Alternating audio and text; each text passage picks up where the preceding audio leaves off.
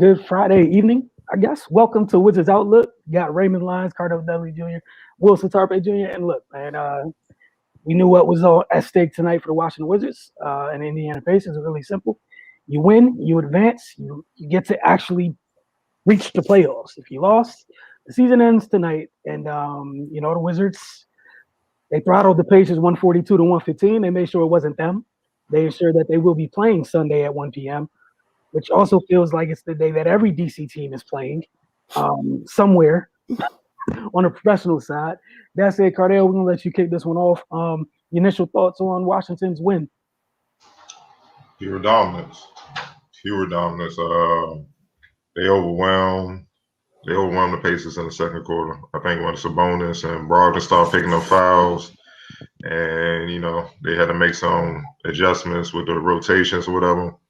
The Wizards took full advantage of that, and it started with Russ, him attacking in the first half, getting his shots going, and the Pacers started focusing on him so much, it made it easier for him to get involved, get other guys involved, and they got involved. Rudy got involved. Bill was doing this thing. This is the healthiest Bill has looked since before, in a couple of weeks. I ain't gonna say before he hurt his hip, but definitely before he aggravated it. What I'm saying? He looked on point. Neto hit some big shot, and Gav for his effort, man, with the double-double. And playoff-like atmosphere, he just keeps getting better and better as he learns he's going to be a problem. And then the floodgates open up, with the Wizards. We all know they got their number one in pace, so they're going to be up and down regardless. But they were locked in. They got embarrassed in Boston, you know what I mean? So they came in here ready to redeem themselves. And once Russ set that tone, everybody else just followed suit. And everybody hit the shots. They were just in a groove and a rhythm, and there was nothing the Pacers can do, especially once their top two guys, got in foul trouble. And they couldn't be as aggressive going to the basket. They couldn't be as aggressive defensively. Then, the Pacers just fell apart. And in the third quarter, you saw that the Wizards almost scored 50 in the quarter. When that happens, the opposing team, they're done. That just doesn't happen. So it was just a all around dominant performance all around with this team. And it ain't even really much to add, man. It's just one of those nights where everything went well for Washington. They did what they should have done. Honestly, in Boston, if they would have played much better, they had a chance to do. And now we get ready to see what they do against Philly. Right. Yeah, man. This thing got off the rails quick for Indiana, and they never recovered. Washington was in a groove. They played like they were angry from the other night, which they had a lot of reason to be. They could have, take care of business the other night, and they don't even have to worry about this. But, they came out victorious tonight. Indiana just couldn't do anything. And that's really been the case with them all season against Washington. Like, every time they play, it's been a high scoring game. And Washington has come out on the better side of it, and they talk about the Pacers liking to get up and down the floor, but you're playing a team with the number one pace in the league like that. That's their wheelhouse. So man, if you're gonna get up and down and you're not gonna stop them, then you're asking for a night like this, really. I mean, nobody expected it to be this bad, but yeah, man, that's where the Wizards are comfortable. When you kind of slow them down and force them to play in the half court on both ends, that's where they kind of run into trouble. But that's their thing, man. Getting in the open court, getting easy baskets. They turned them over and got easy baskets in transition and limited Indiana's transition. And like Cardell said, man, they was just clicking on all cylinders. Man, Gafford, he was just erasing everything at the rim. And when you driving in and getting your shot punched like that, it's just deflating. And Washington, they put their foot on their neck and they didn't let up. It's it's good to see that type of aggression out of them. So yeah, man, this was an enjoyable one. They ain't make us work too hard. And just go ahead and rest up because you got a tall task on your hand come Sunday. Yeah. Yeah, there's not really too much to add. Big win. You like Race mentioned, it's cool that you got two teams that's similar in terms of liking to play fast. There's a difference between liking to play fast when you're dictating the terms, and then playing fast when you're not dictating the terms. Like they both wanted to play fast, but it was Washington's way, not Indiana's way of playing fast. And Washington's way, Indiana didn't really want a part of.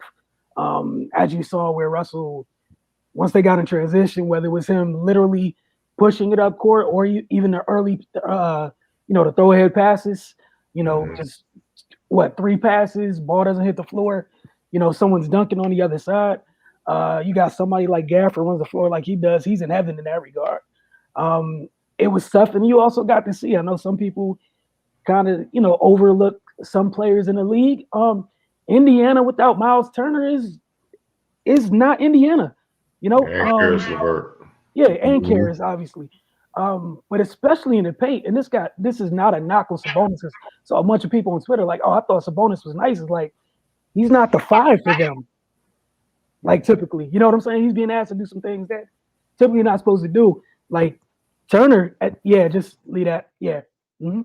So it was interesting, but again, it was a good win. The only thing that I don't like is we watch Washington on the road, look listless against Boston, right?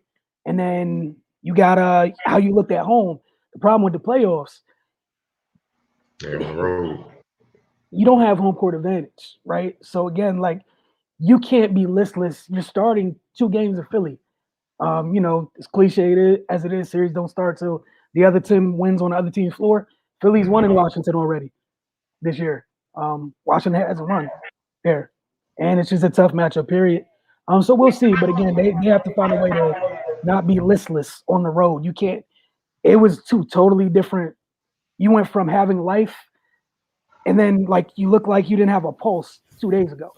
And again, in a playoff series, like that's part of it, y'all. And you have to be on the road to be at home. And yeah, there's a lot to deal with again. But on looking at just today, it was a good performance. Did what they needed to do. Even got some of their, some of their horses some rest. So that is a positive thing. I love seeing Anthony Gill come in late, get to it, get 10 quick points. And, like you guys said, got some extended minutes for Gafford. And with somebody that won, those extended minutes are everything. He needs as much as he could get, as much as you can get him. So it was cool. But again, the work's just about to begin. Like that was just to get to the playoffs. Now, your reward is the team with the best record in the East. Everything gets a little bit heightened from this point forward. All right, for real. He was just before we get to the comments. IG, thank you for tuning in as always. You got for real and Coach Lou, you and Mel already on Instagram. We appreciate you both. For real, we just like Gafford got to start, bro. Ain't no time to play with Embiid, with Len and all that. And all I would simply say is like the thing with Gafford is like we gotta wait and let him get there because the thing is he gets in foul trouble a lot, and he gets in foul trouble sometimes against bigs that aren't as good as Joel. So you're gonna see a heavy dose of all 3 centers. It's gonna take all of them to try to slow that man down, and he's averaging 30 against Washington. So he's going. There's a reason he's in the MVP conversation. That's a nice way. He don't have the experience yet to deal with Embiid like that in the starting role. I mean, he's a great shot blocker, but one of his weaknesses is he go for everything, and Embiid will prey on that and get him up out of there real quick, and then he ain't gonna be a factor. He gonna be on the bench in foul trouble or fouled out, and then that limits you. So, he think about it. This is his first time even playing meaningful basketball since he's been in the league. Like, no disrespect, he was on the Bulls, so. He gotta learn. He don't look. He about to see playoff Embiid. That's a totally different animal. And playoff Sixers, they gonna be in kill mode. So, he gotta learn. And the only way you can learn in this stage of the season is by going through the fire.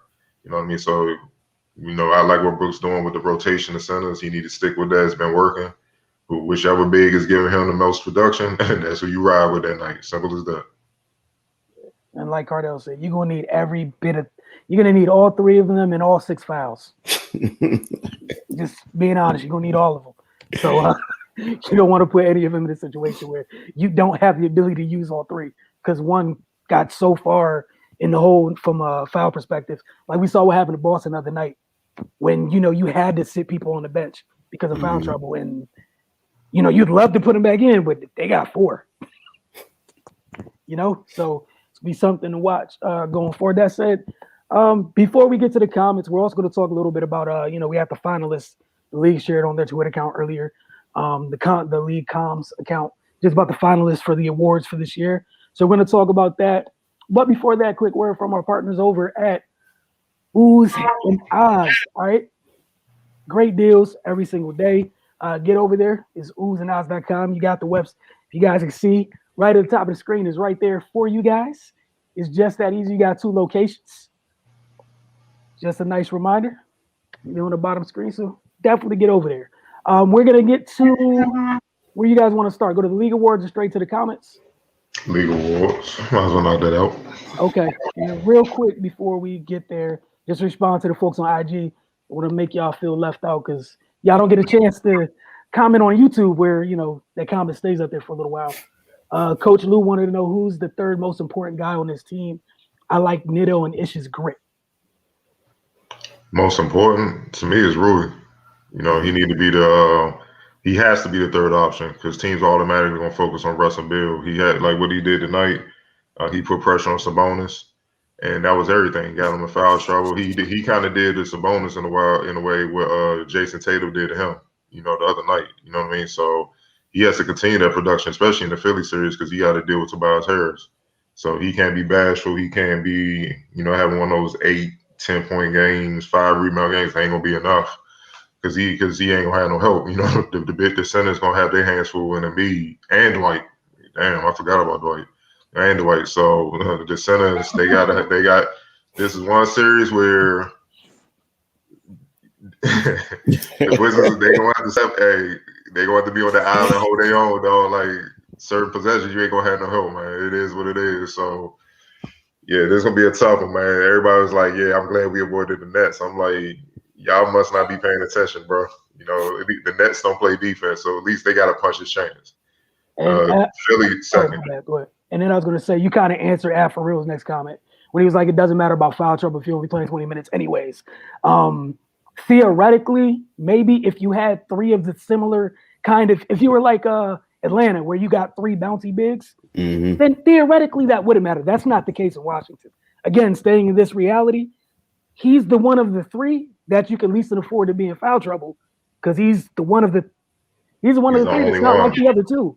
He's the only one that can rim protect. He's the only one that block shots. So he can't afford to be in foul trouble. The other 2 is not so much of the difference because he does things they can't physically do. So you need, if you had a choice, just like you said, you would like to start him. Think about why you want to start him. That's exactly why he can't afford to be in foul trouble. And he's the best defensive big, like on hedge out switches and stuff, which the Wizards love to do. But if he gets switched onto a guard, you trust him more. And maybe Lopez is probably the most skilled scorer on the block, obviously with that hook shot. And then it's kind of a little bit of both. You know what I mean? If he shows up, so like I said, it depends on who shows up and is ready to produce. You know what I'm saying? We know Gafford's energy gonna be there, but he young, man. Sometimes it's just reckless energy. He's just all over the place. And Embiid, you want to jump for everything, pump fake, boom, boom. All right, get him up out of here, Brooks. And and Embiid gonna be in his groove. He's gonna be talking trash, pointing to the bench, like get him out of here, stuff getting in his head and all that, man. Yeah, it's about to be real, but it's gonna be fun. So, but yeah, defensively, yeah, Wizards better grow real quick. This series gonna be a wrap. Real quick. You want to know what our all NBA teams are? So for that, I'm gonna shameless plug because it's our space and we can do that. Focus TV, Tuesday nights 8 p.m. At some point we will have our all NBA teams right on there. We do that every year, both NBA, WNBA, what have you. Happens on a Focus TV. But tonight, what we will do, you stay with us. You're gonna get into the finalists for these awards. This is the list. This is what it looks like, and I'll pull them up a little bit more individually. Where do you guys want to start? We start with MVP. Might as well start with that. All right, cool. So MVP, here are your 3 guys. We got Steph, Joel, and the Joker. Ray, Your selections. I'm going to go with Joker.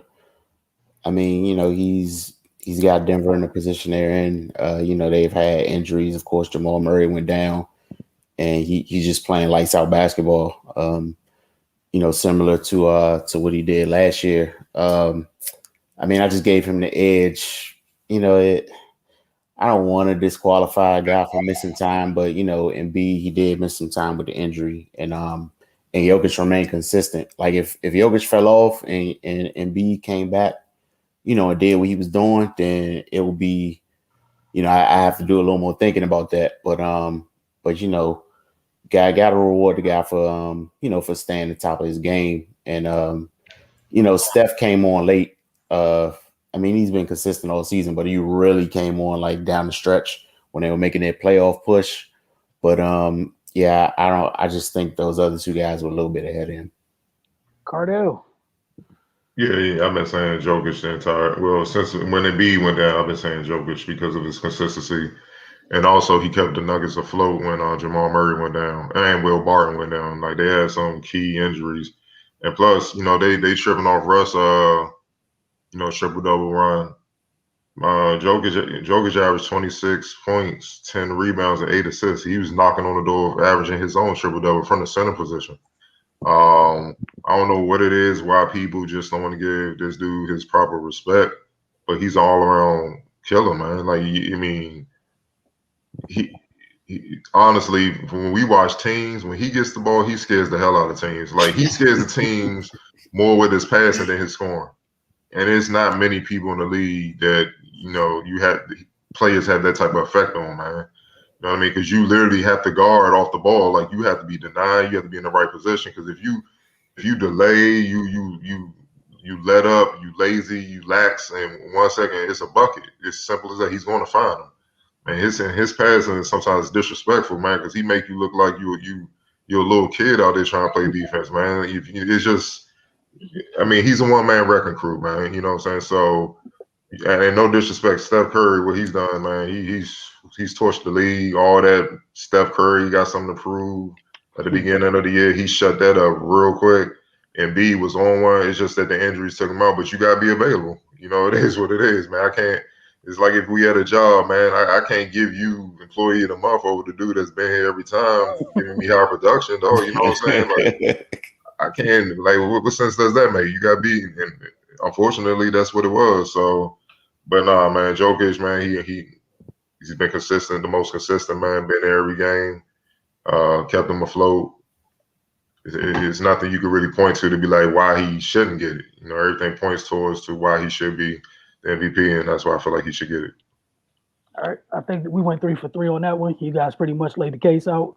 Consistency still does matter to some folks. And also, he's kind of really good. Y'all got league pass, man.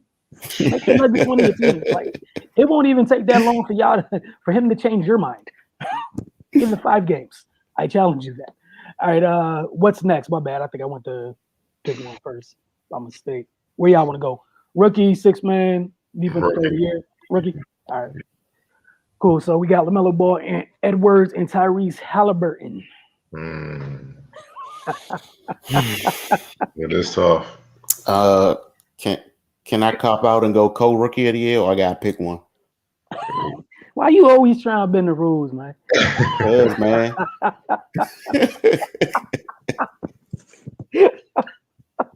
Nah, go ahead. Actually, nah. I'm a stand on it. I'm gonna go Anthony Edwards, man. All right. Yeah, I love what LaMelo did this year. But he was down for a second. But Anthony Edwards, he just continued to progress throughout the year. I like the energy he played with. And that's a tough situation he in up there. But I just think he played some good basketball, and areas where he was deficient at to start the season, he kind of improved as time went on. With LaMelo, he had a great year as well. And Charlotte as a whole had a great year, and he definitely added some value to that team. And Halliburton as well. He played, he played extremely well. He came in and did exactly what Sacramento drafted him for.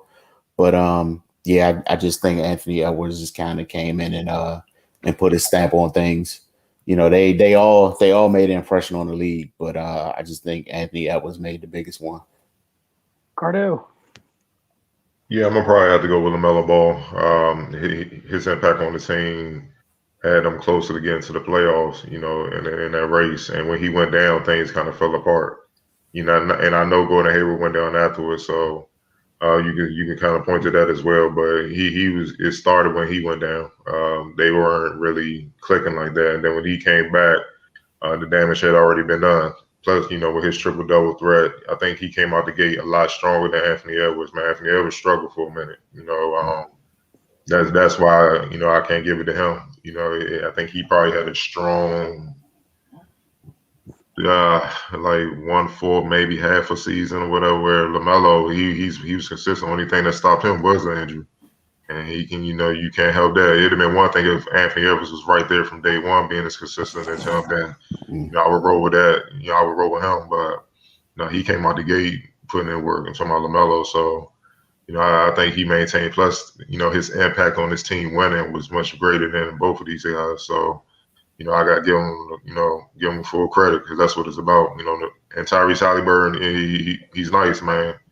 He's deadly. You know what I'm saying? But I just feel like the impact of what LaMelo did, is just outweighs what the other two did.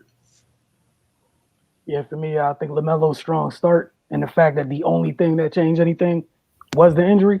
And then we got to think about, we literally got to see his impact when you saw him not with Charlotte and how much just the drastic change of what life looked like without a rookie for them versus when he came back, even to just the end of the season where, I think I saw something when he said he still didn't have full motion in the wrist that he hurt, but him just being on the court helped them towards the end of the season. I know they, that's not the way they wanted to go out against Indiana, but him being back definitely, you can see the change in him coming back. And the difference when he was gone. All right, the next thing we had up was the 6th man. I'm interested to see y'all's response to this one. Yeah, it's Derrick Rose, Joe Ingles, and Jordan Clarkson. Which one of y'all want to step up first? Oh, man. Matter of fact, look, you know what? I'm gonna jump out the window here with this one. And it's hurt. So I went Jordan Clarkson, and I really wanted to go Derrick Rose. The only reason I went there is Derrick Rose did not start the season with the Knicks. You know what I'm saying? Like it was just that little sliver for me because I wanted to go Derrick Rose. It's just like I can't get mad at Jordan Clarkson because he was there the whole time, being annoyingly effective in this role. So I went Clarkson. Yeah, I'm gonna roll with Jordan Clarkson too, man. He kind of took over the mantra that Lou Will, age and attrition. He kind of took over that spot as just that lethal scorer off the bench for the Jazz, man. I've seen him literally win games just coming off the bench and giving dudes buckets, man. And it's been consistent all year. I think the worst game I've seen all year was where he probably back in April, I was watching him against the Suns. He had 12 points, but he shot bad, you know what I mean? But a bad night for him was 12 points off the bench. That's saying something, you know what I'm saying? Because he also had a 41-point game against the Warriors, you know what I'm saying? So, that's just tough. And also, I don't know how the hell Jazz got 2 6-men, something they ended up with. I'm trying to figure that out. What's going on, man? I could have sworn Ingles was starting a lot of these games I'm watching, man. But hey, man. Hey, look, somebody there, someone smart, and they found a loophole. I guess Ingles ain't started enough games to qualify as a starter. Come on, man. Somebody found something, but he's starting, man. We got to stop this. They play games, but and D Rose was with Detroit. He was starting, you know what I'm saying. So he ain't really getting in that role until he got to New York. So yeah, I'm gonna go to the guy that's been in the whole year. And plus, man, they got the #1 seed in the West. Come on, man. That's he helped keep things going when Donovan went down. So for sure, Jordan Clarkson, I think he got it. Right. Yeah, I'm gonna go Jordan Clarkson as well. He's proved his value in that role. I mean, he comes in and just lights teams up. And you know, we've seen in the past where you kind of need somebody like that. Like whenever I think of somebody like just kind of in that instant offense role off the bench, the first person I ever think of is Vinnie Johnson. Mm-hmm. You know, and we know how important he was to those Bad Boys teams. So yeah, man. Andrew Tony, yeah, guys like that. Yeah, exactly. Yeah, man. So yeah, I gotta give it to him because he torched everybody, and you know he did his job and did it the best out of everybody in the league. All right, on to the next one. This is a fun one here too. Defensive Player of the Year. You got Rudy Gobert, Draymond Green, Ben Simmons. Which one of y'all want to step up here? I'll go ahead. So last night I'm rolling with Draymond. You know, the way he impacted the game in so many ways, on ball, help side, off the ball, transition, communication, leadership, playing different positions, literally guarding 1 through 5. Yeah, it's not many in the league like him, if any. I can only probably Drew's only one like that, but he's smaller. Ben is capable, but they don't ask him to do it as often as Draymond, you know, due to the personnel that they have. And to me, Rudy Gobert, no doubt he's a presence, but I think his impact this year wasn't as strong as it was the previous years. You know what I mean? I think, you know, just watching the Jazz a lot, you know, they recognize his presence, but teams still kind of attack him more. You know what I'm saying? He wasn't on his game as sharp as he normally is. Draymond, without his defensive intensity and stuff and what he brings to the Warriors, they not even in the position they in for the play-in, you know, trying to get to the playoffs. And you saw last night, they were in the game because this dude was literally like hedge out or rotate to help somebody else and pick and roll sets. They would throw the pocket pass to AD and Draymond would literally recover and steal the pocket pass. Like, you don't even see dudes even attempting to do that in the league. And he did that, and he stole the ball multiple times last night. I mean, the boy, he don't get enough credit for how much of a genius he is on the court. You know what I'm saying? He's smart as hell, man. So I know, like Gary Pay used to describe Dennis Rodman. Excuse my language. She called Dennis Rodman a fuck up person. That's what Draymond is. He just do it a different way. He do it a more cerebral way. Where Dennis Rodman, who was smart in his own right, don't get me wrong, but he was more athletic. He could physically impose his will more, you know, because of his athleticism. You know, that's what I see with Draymond. So I feel like he you know, he earned this award. Right. Man, it super tough, man. God, Jesus Christ. You need a minute? I'll jump in if you need a minute. You need a minute? Nah, I'm ooh. You know tough. what? Yeah, but I mean, you know, listening to Cardell go through it, I mean, like you really do kind of have to give it to Draymond because also playing with an inexperienced team and they had a lot of injuries, so you know him quarterback in the defense becomes even more important. You know what I'm saying? Because you know those guys just don't have the experience, and then he has to contribute even more. Really, you know, Rudy, he's got a reputation now, which is absolutely earned. But like Cardell said, the impact just wasn't, you know, as noticeable as previous seasons. Not to say he wasn't great this year, but yeah, man, it was a difference. And with Ben, he like if he had to do it, I'm pretty sure he could, but you know, he got a security blanket behind him too, you know, with whether Joel's in the game or Dwight.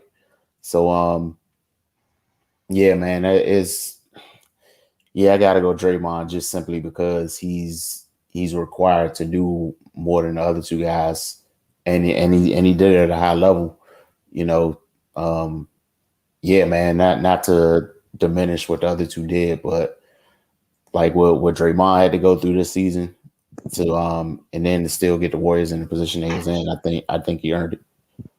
Yeah, it was kind of easy for me. Like Cardell laid out a very sound. Like there was no holes in it at all, and that's why I really don't have much to say. I feel like for most of the year with Rudy, it felt like people were like, so let me find out why you got that award. Like people test him regularly this year, and I feel like some teams had more success kind of attacking him a little bit than they did in the past. And then and again, it's not to knock him, just keeping it a buck because it's one thing. Like there was a while where I felt like, yeah, I agree with him. He didn't get the respect that he deserved for it, right? And now you got the respect. The second part of that is maintaining it. Mm-hmm. I don't think he maintained it this year at all. They did have a great record, but he didn't maintain it. And then Draymond, if we're gonna kind of crucify. I'm not saying us per se, but crucify somebody for kind of for going scoring to a degree to focus on other things. And if they do decide to do that, but they do it at an elite level, yes. And then if it goes hand in hand, Steph isn't that MVP candidate if this guy's not doing what he does in this part of it. So it goes hand in hand. It's literally two great examples of them working together to propel that team and all the stuff they had going on. So yeah, and then the thing with Ben, I don't think Ben's gonna. I think Ben deserves to be mentioned. He deserves to be a finalist. He's not gonna get the opportunity to win it until he's unfortunately probably on the team without arguably arguably the best big in the league. Kind of tough.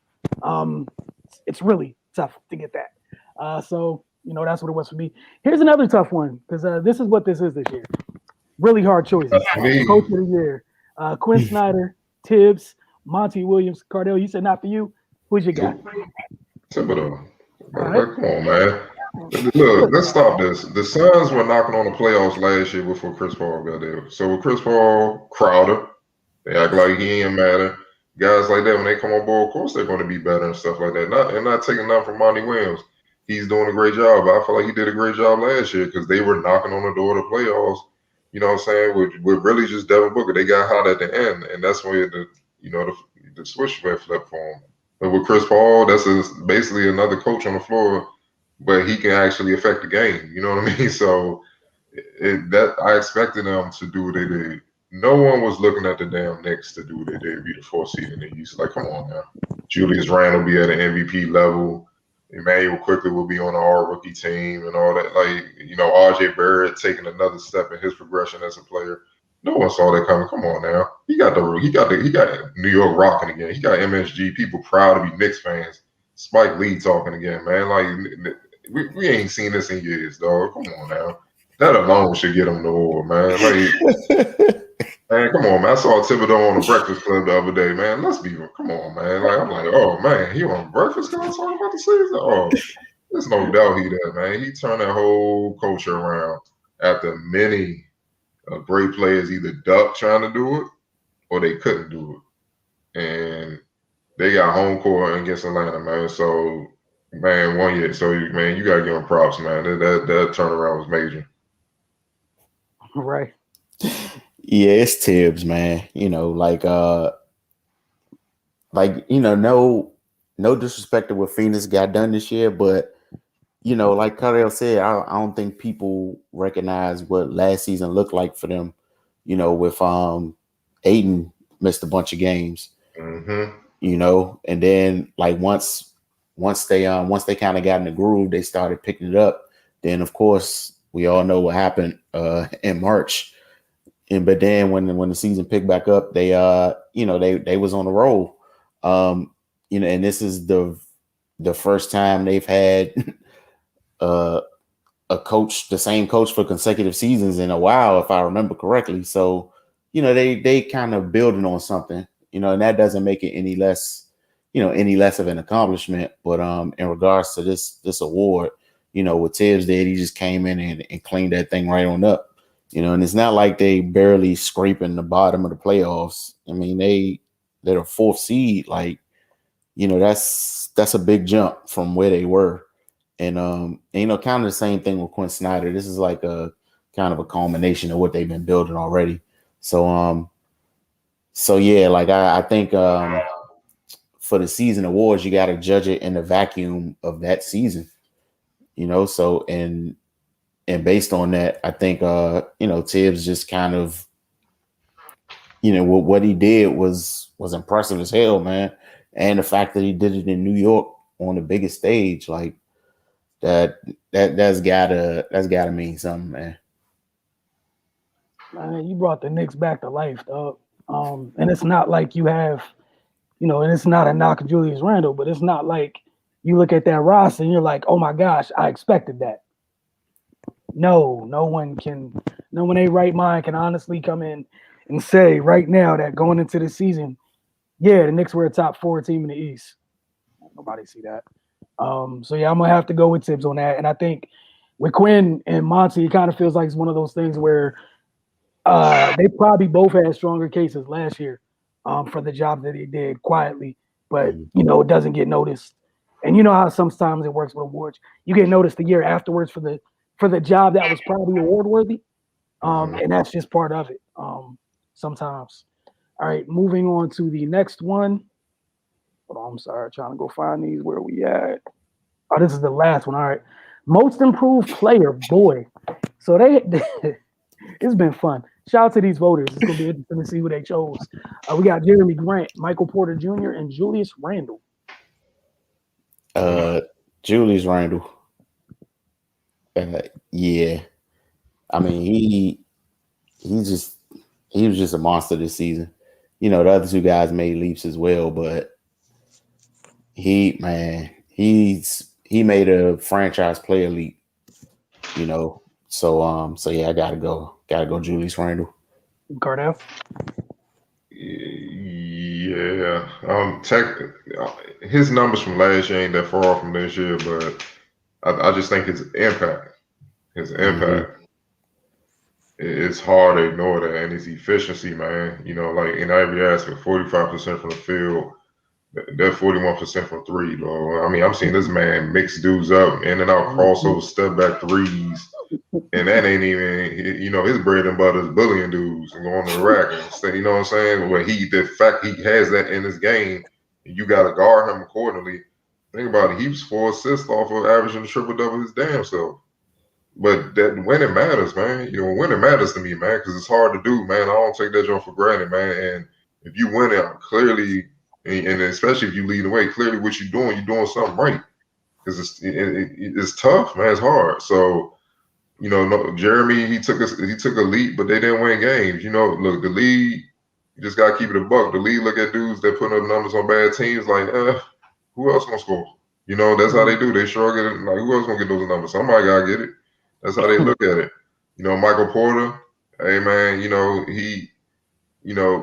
it's hard for me to say he improved because he's still playing in kind of a role, but he would have been the number 1 pick if he ain't had a back injury. You know what I mean? Like, he's supposed to put in work, dog. Like, look, man, he's supposed to be doing what he's doing. You know what I'm saying? Covering him in high school on the circuit and all that. Him and Trae Young on the same team, just smacking the youngest, though. It was unfair. You know what I mean? But he's supposed to do what he's doing. Randall was a beast in high school too, no doubt. He was our top prospect, but he's gonna be all NBA first or second team this year. That's different.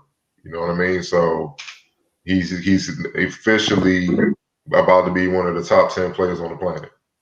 So those other two guys are not that. So you gotta give him the nod. Yeah, for me, it was Julius Randle, simply for the things that you stated. They all took leaps. The role that the other two played weren't the same role that he played. So like you said, Cardell and Ray, the impact is different. Y'all weren't the lead dogs on the team that went to the, that's a 4 seed. It's not a knock on MPJ at all, but you're not the lead dog on that team. The guy who's an MVP, kid, who's in the MVP race is. And your talent, like you said, no one's surprised about what you're supposed to be doing because we all thought you was worthy of a number 1 pick until the injuries. So, again, winning, the impact in winning. And again, Julius has to do what he has to do every night for them to win. He has to. There's not someone else who's going to fill that gap on a regular basis. So, so that was definitely a fun exercise. Let's get to some of these comments and get out of here, and, plug this whole team early night thing here. Trying to make it a reality. Where we at with these comments? Oh, man, Ray, accepting or deferring? Where you at, man? I gotta do comments after that. Yeah. I'm accept. You accept it? All right. And real quick from Afro, he was saying we was tripping about his vote was Monty for coach of the year for knocking on the door and getting a 2 seed. Totally different. He also did agree with Julius Randle. So just sharing the comments. All right. Here you go, Ray. Investing out the blue. And again, these comments are about the prior game. Anybody who's tuning in to Wizards Outlook for the very first time. My boy Russ got to be better. Hasn't been in attack mode in a week. Almost hope nothing's wrong because we need more. Here you go. Yeah, I'm not too sure about that. I think Russ only has one gear. So I feel like he's in attack mode pretty much every time he's on the floor. Of course, he didn't have that great of a game against Boston, but I mean, it happens. But I feel like the energy and the competitiveness is always there.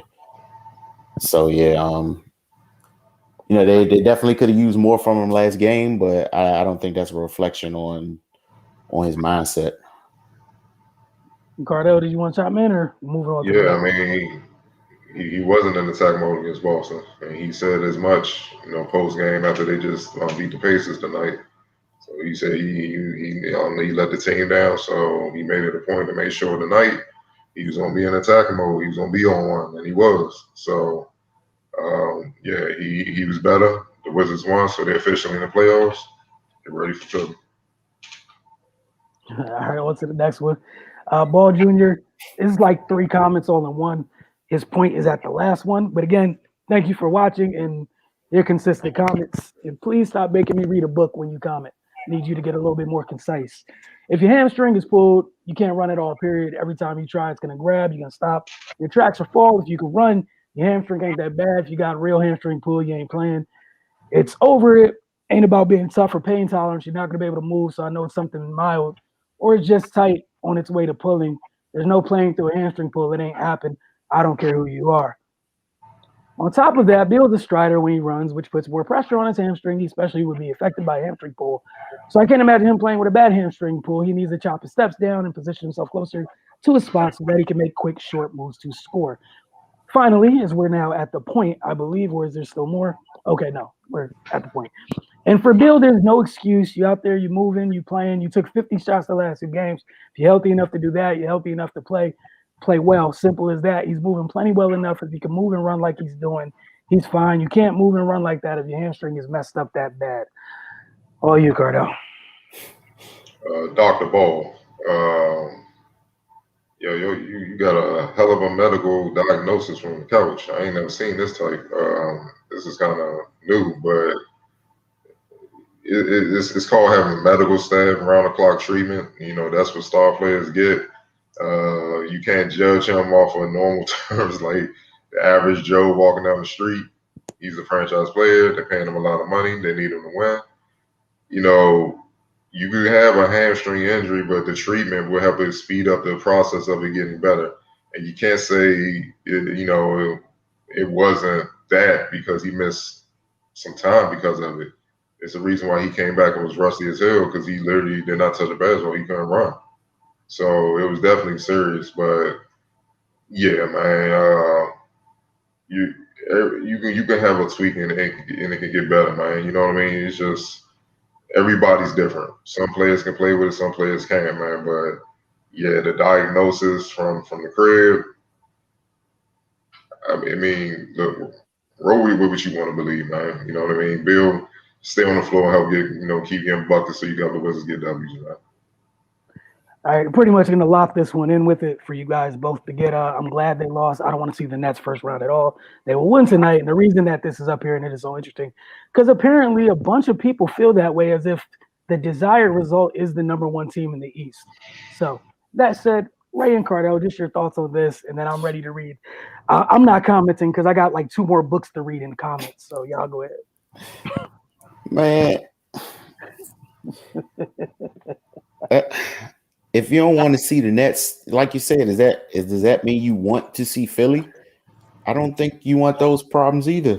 So, and while, yeah, I wouldn't ever be glad that they lost. Like, the object is to win. win the game. So yeah, I'm not understanding this jubilance of having to deal with Embiid and Ben Simmons and the rest of that crew.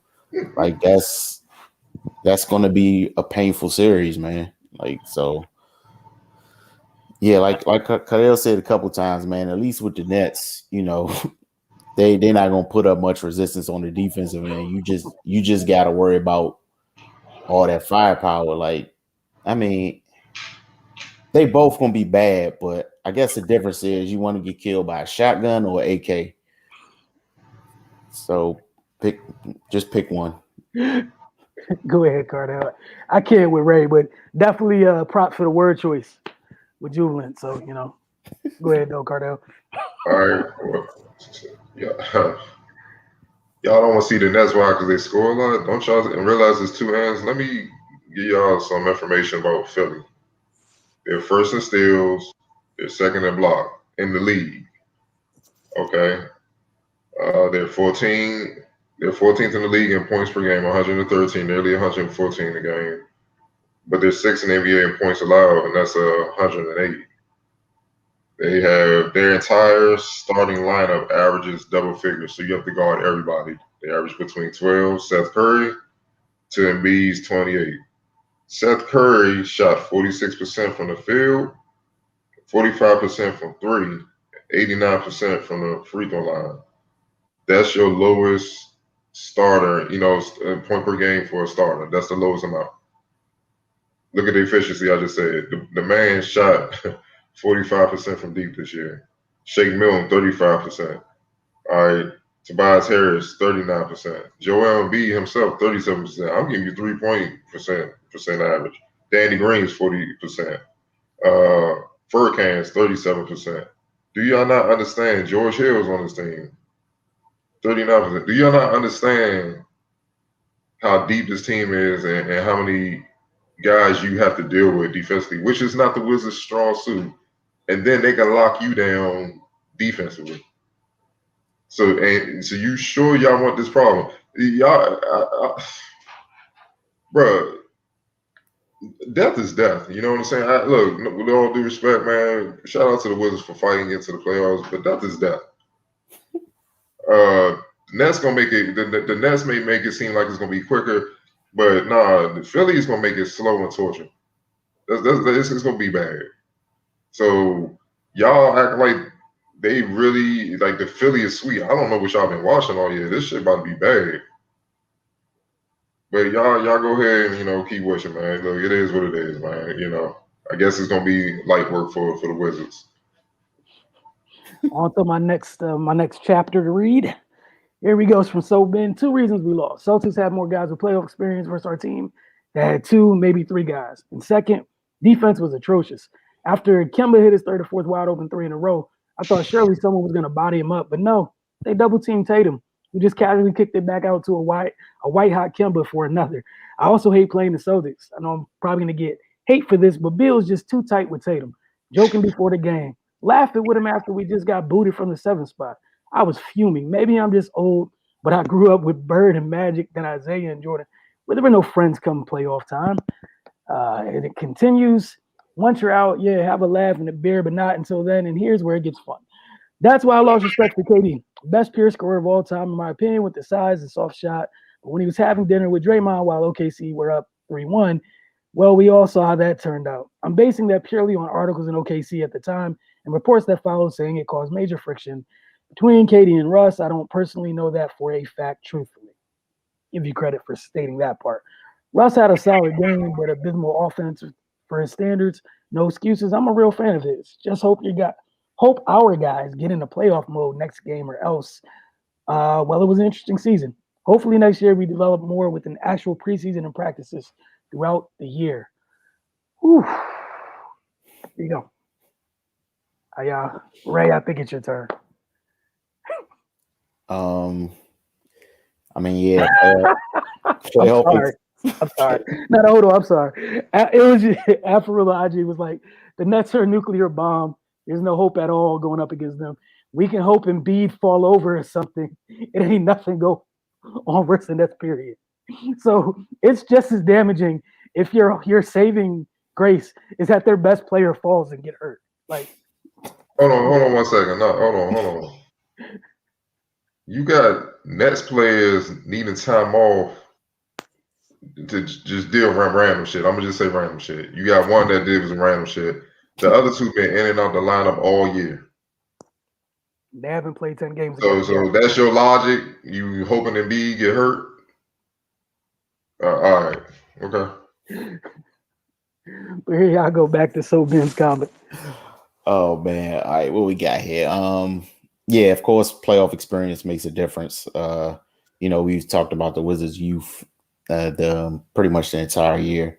And second, defense was atrocious. I mean, it is not much to expect from them on that end. Just being real with it, like we're we're at the finish line here, so I'm not sure why you would expect them to all of a sudden become, a stout defensive team. Like they are who they are, man. Like, and that's definitely something that needs to be addressed.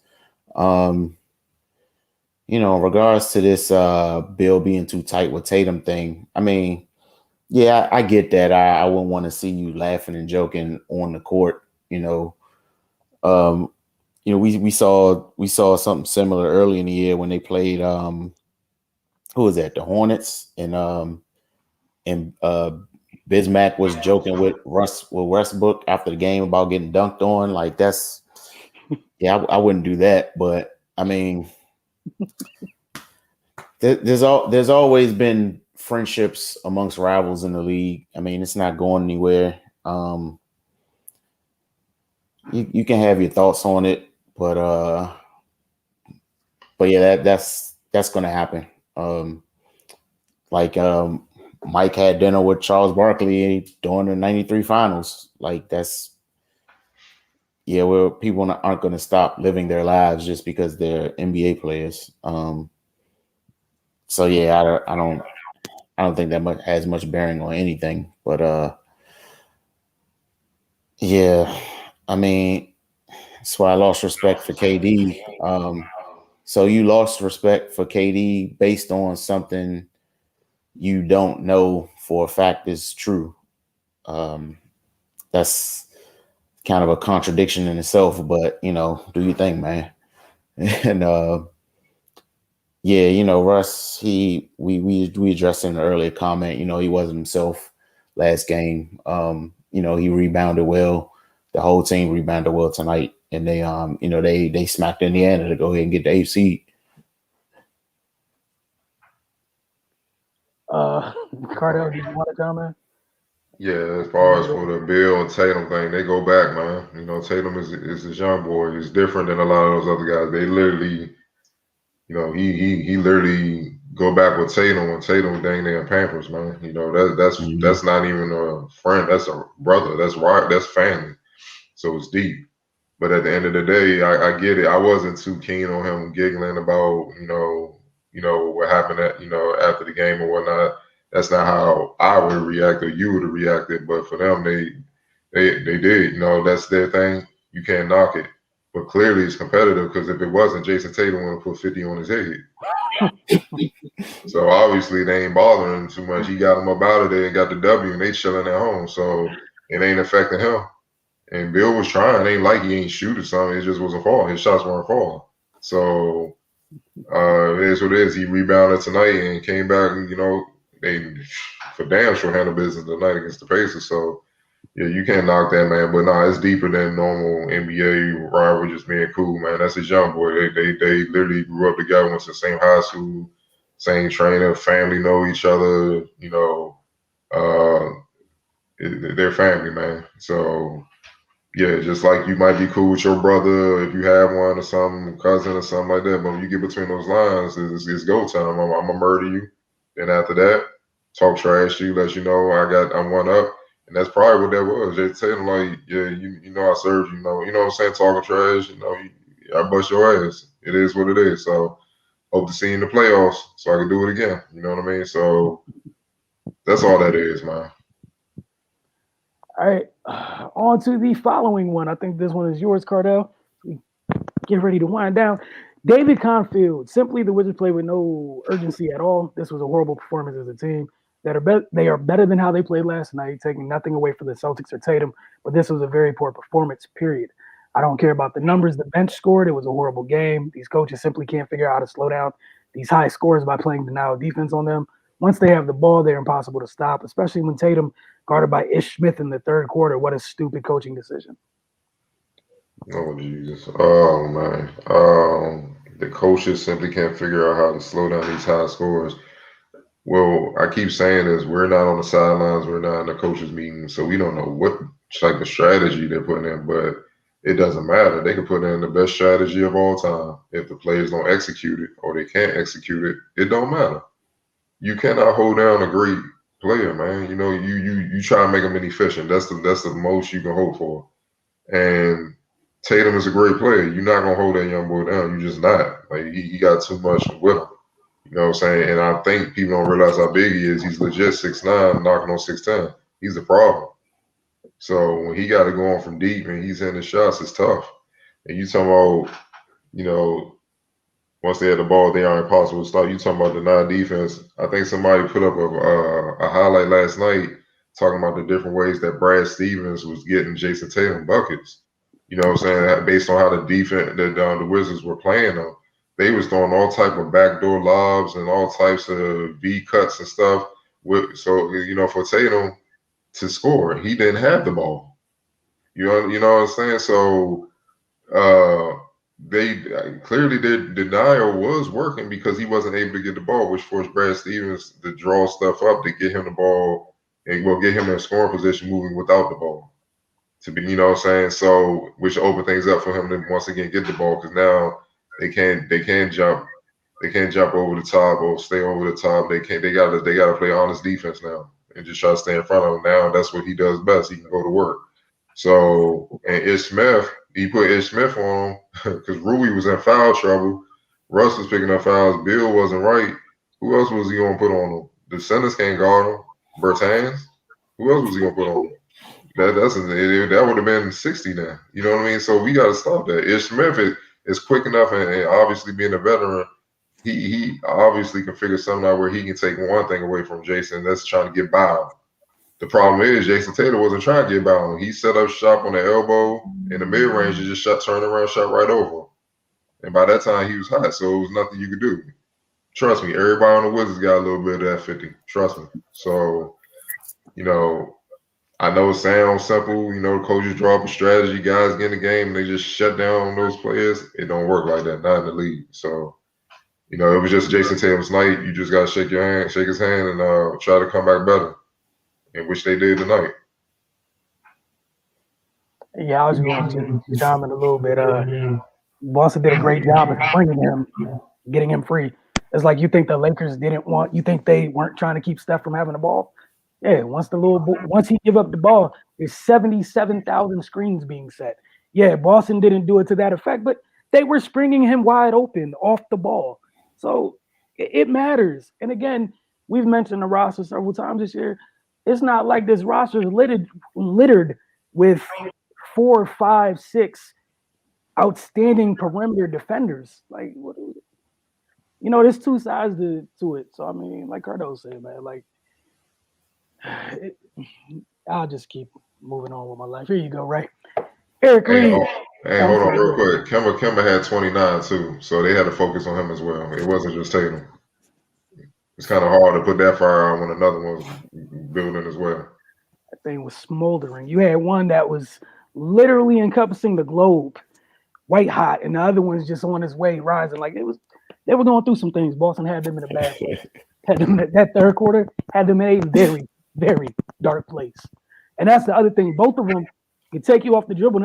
And again, it's just probably the only dude on the Wizards is quick enough laterally probably to mess with Kemba. So you can't have him up underneath Jason and Kemba. So you're going to leave Bertans on Kemba. Lord knows he's going to want to dance and enjoy space. So like, again, like Cardo said, yeah, they were down bad. They had some things going on. It was rough. When they got going, that two-man game got going, you had two dudes, when they're feeling it, shit. Come on, man. All right, Ray. From Eric Reeves. I knew from the tip off the Wizards were going to lose this game. They had no energy, and Boston flat out looked like they wanted it more. The defensive woes continued, in which I knew this would come back to bite them. I'm not even going to fake. I told folks that the Wizards were not playoff ready and got laughed at. Tonight proves my point. You are not winning anything if you can't score and play defense. In the first Bertan shots of the evening. The $80 million guy was nowhere to be found. The team is playing like it's 10 games in to start the season. The team barely beat Indy when they weren't healthy. Now that they're healthy, the Wiz got their work cut out. They ran the Hornets right out the gym. Do not pass go, LOL. Yeah. I hope he watched the game tonight. I was going to say it ain't age well. Yeah. Oh, I mean, it seems like it's a lot of emotion in this comment, man. But yeah, man, they came out, they laid an egg against Boston. You know, it is what it is. Yeah, but you know, they came out ready tonight, got the job done, and now they're officially in the playoffs. Their deficiencies have been their deficiencies all season. I don't know why we're acting surprised now, but yeah, now that it's the postseason, they're not going to change and become something different. They are who they are at this point. So yeah, man. And yeah, he seemed really high on Indy, man. Jesus. But yeah, they got a boot all the way up their ass tonight.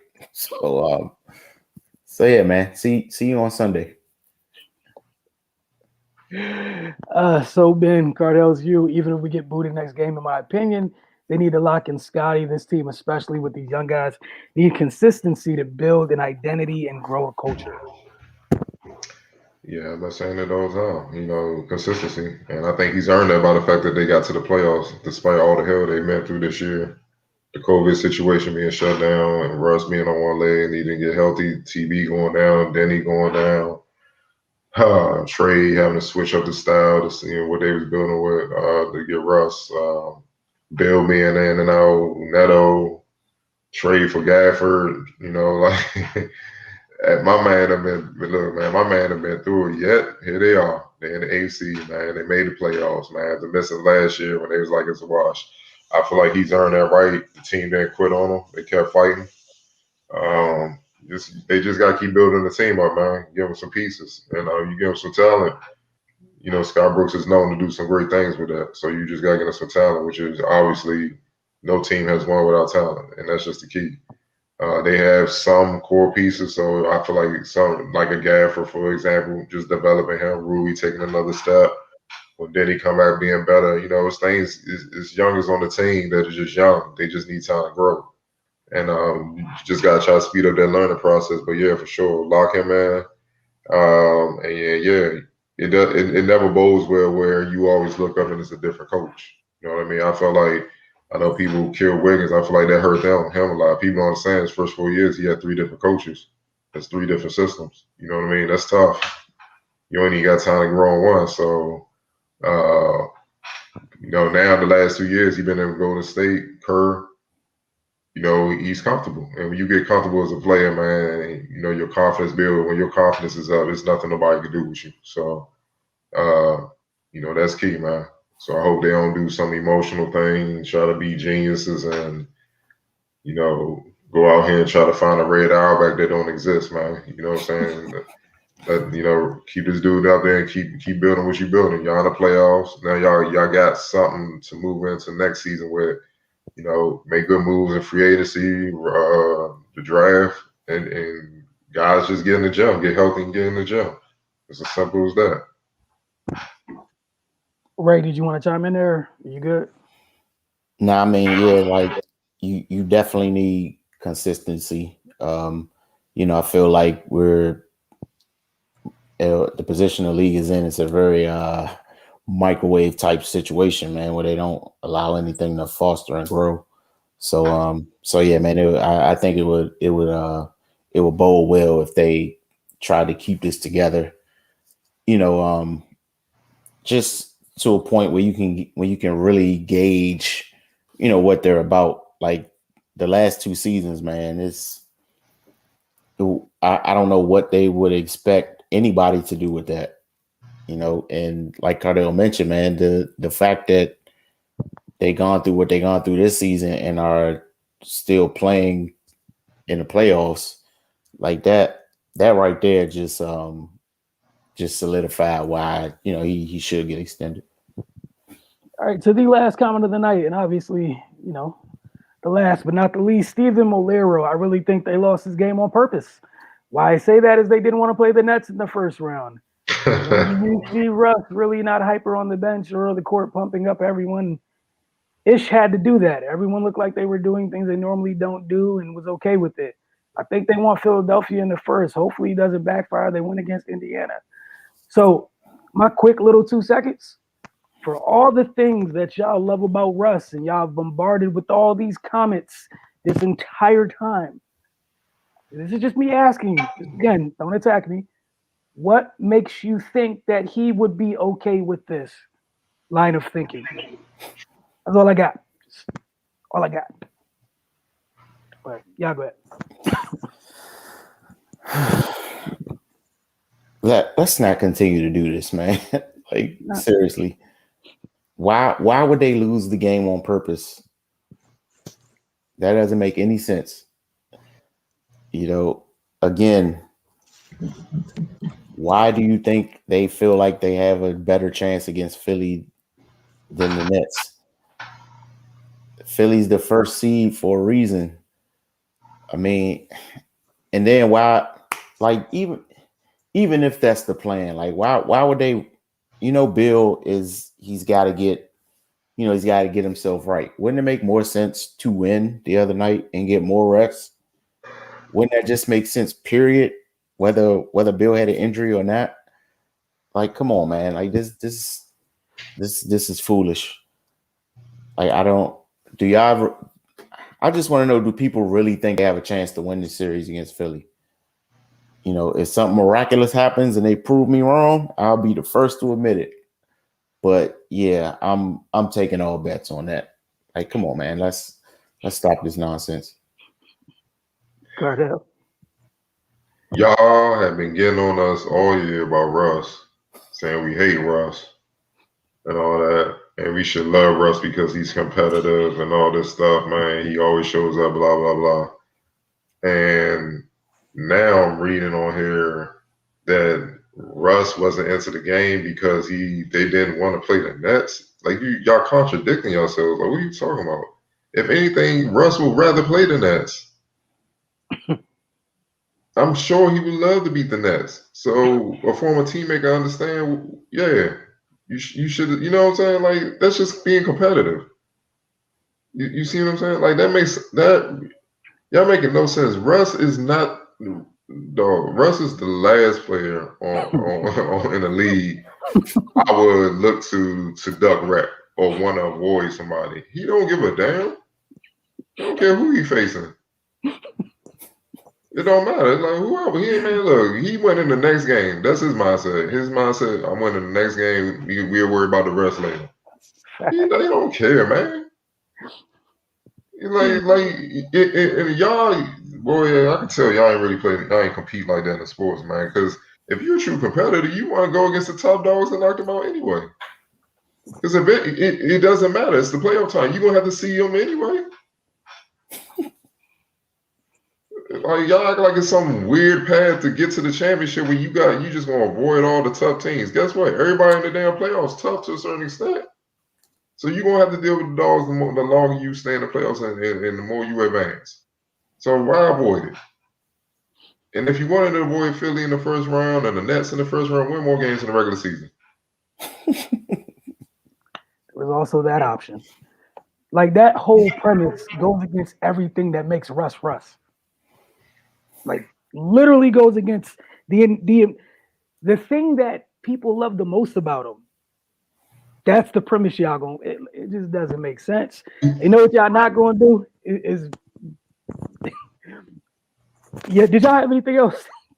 Hold on. Look, one day, one of y'all people that think the Wizards trying to avoid whatever the Nets or whatever. I wish I could bring y'all on a presser when Russ come on, and I wish I could have y'all ask him that question and see what his response would be. You won't be fans anymore. Nah, they Guarantee won't. that. You won't be a fan of his anymore. I guarantee that. And he'll Because probably walk out. He probably walk out, and that'd be the end of that jump. and think about the stage of the faces he would make before he responds. Like it would at least take 20 seconds with a whole bunch of different faces made before he responds. What comes out is not going to be kind. Like you probably be, you just probably wouldn't be a fan anymore. Again, they're back in business on Sunday. Let's put this up so you guys know this is what the schedule looks like against quote unquote their preferred opponent. For some of y'all, Sixers, Wizards, game 1, Sunday, 1 p.m. TNT, game 2, Wednesday, 7 p.m. NBA TV.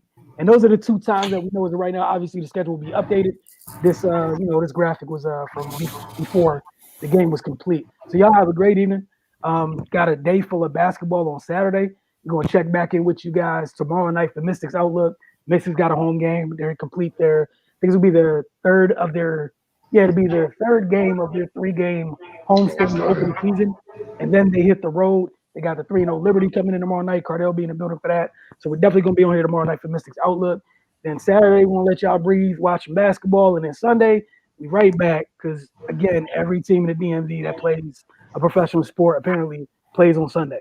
So we're going to see you guys on Sunday. Y'all have a great evening. As always, regardless of what medium you are watching us on, we appreciate the set of eyes. Don't forget to comment. We'll do our best to get back to you guys. Y'all have a good evening.